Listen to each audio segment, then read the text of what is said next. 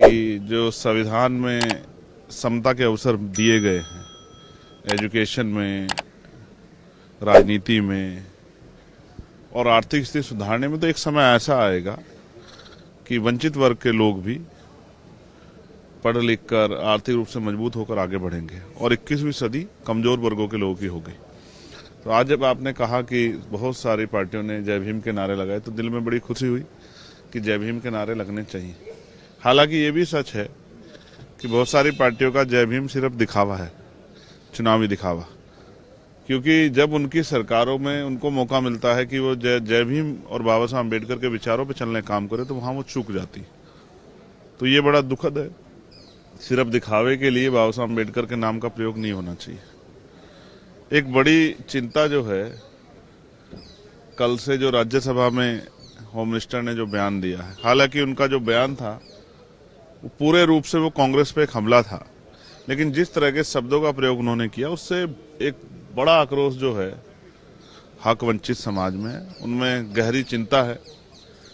भले ही अमित शाह जी के लिए बाबा साहब अम्बेडकर कोई बहुत मायने ना रखते हो, लेकिन इस देश के करोड़ों वंचितों, शोषितों, महिलाओं के मुक्तिदाता हैं बाबा साहब अम्बेडकर।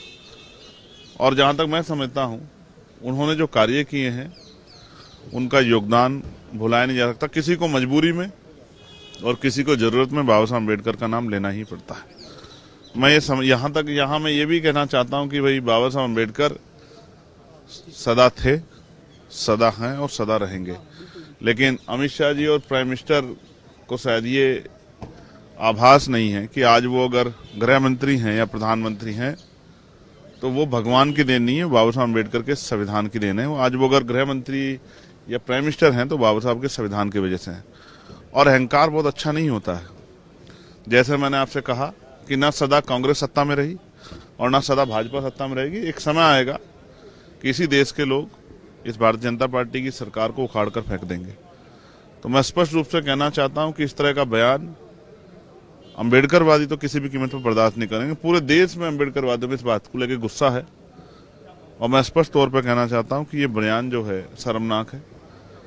लेकिन जो इस बयान के नाम पे नारे लगा रहे हैं, उनको भी कहना चाहता हूं कि जहां उनकी सरकार है वहां बाबा साहब अम्बेडकर के विचारों के आधार पर आप सरकार चलाएं, तो शायद जो है बाबा साहब अम्बेडकर का नारा लगाना, जय भीम का नारा लगाना सफल हो पाएगा। तो यही वजह थी आज आप इस प्रोटेस्ट में शामिल नहीं हुए या होना नहीं चाहते? नहीं, मैं अपना प्रोटेस्ट कर रहा हूं। ये अम्बेडकर आर्मी है।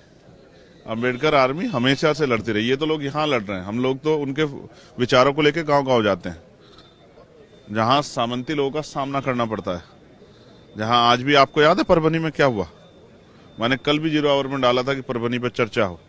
मैंने परसों भी डाला परभनी में। अब आप इसका एहसास करो इस बयान के बाद कि बाबा साहब अम्बेडकर की स्टैच्यू को छूने पर, उनके संविधान की प्रतिकृति को छेड़खानी करने पर परभनी में इतना बड़ी हिंसा हुई, इतना बड़ा जो है विरोध हुआ और पुलिस की लाठियों से एक नौजवान की जो लॉ की पढ़ाई की थी जिसने, उसकी जान चली गई।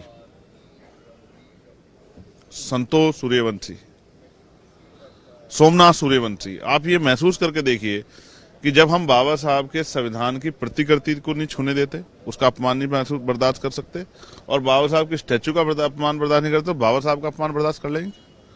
मैं आपको स्पष्ट तौर पर कह रहा हूं, बाकी लोगों का विरोध जो है वो राजनीतिक हो सकता है, हमारा विरोध उनके सम्मान के लिए। और अगर उनके अपमान कोई करने का प्रयास करेगा तो हमारे लोग उसको छोड़ेंगे नहीं। आने वाले समय में संविधान की शक्ति और वोट की शक्ति से अपने ऊपर हुए इस हमले और अपमान का बदला जरूर लेंगे।